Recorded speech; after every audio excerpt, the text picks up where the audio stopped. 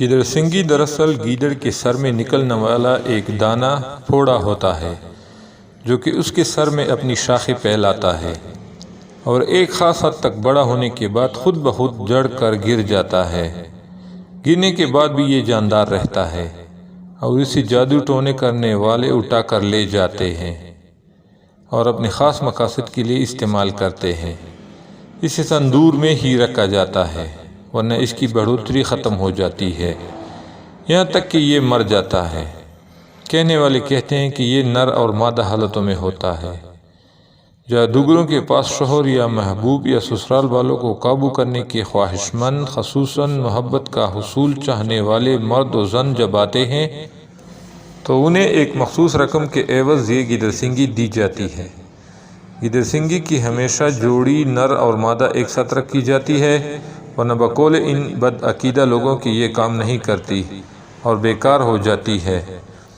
اس کے علاوہ لوگ نعوذ باللہ اسے شوقیہ گھر میں خیر و برکت کے لیے، روزگار کے حصول کے لیے، دولت میں اضافے کے لیے خریدتے ہیں اور بہت عقیدت سے اپنے پاس رکھتے ہیں۔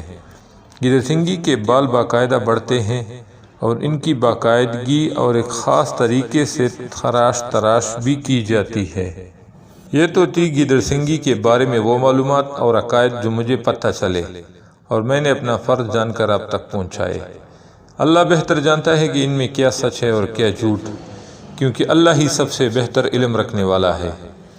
اب سوال یہ پیدا ہوتا ہے کہ جو لوگ گیدڑ سنگی جیسے عجیب الخلق چیز کو لوگوں کو فروخت کرتے ہیں، وہ بھی اس دعوے سے کہ اسے رکھنے سے آپ کے معاشی مسائل دور ہوں گے اور آپ کے گھر روپے پیسے کی ریل پیل ہوگی، تو کیا ان لوگوں کے خود کی رہائش اور حلیے دیکھ کر بھی لوگوں کو عقل نہیں آتی؟ ان کے ذہنوں میں یہ سوال نہیں ابھرتا کہ فروخت کرنے والوں کے پاس تو نہ جانے کتنی تعداد میں ان کی جوڑیاں موجود ہیں، پھر وہ کیوں ابھی تک خالی ہاتھ ہیں؟ ان خالی الذہن لوگوں کو کوئی بتائے کہ یہ بھی بڑا شرک ہے کہ تم اللہ کے ہوتے ایک ڈرپوک جانور کے جسم سے خارج ہوئے پوڑے کو اپنا مشکل کشا مانتے ہو۔ لعنت ہو ایسی سوچ رکھنے والوں پر۔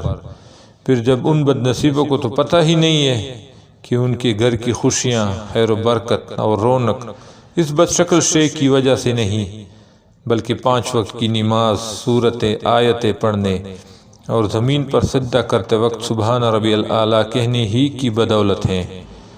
کاش کہ ان کو عقل آ سکے۔ اللہ تعالیٰ انہیں بلائی اور ہدایت عطا فرمائے۔ آمین۔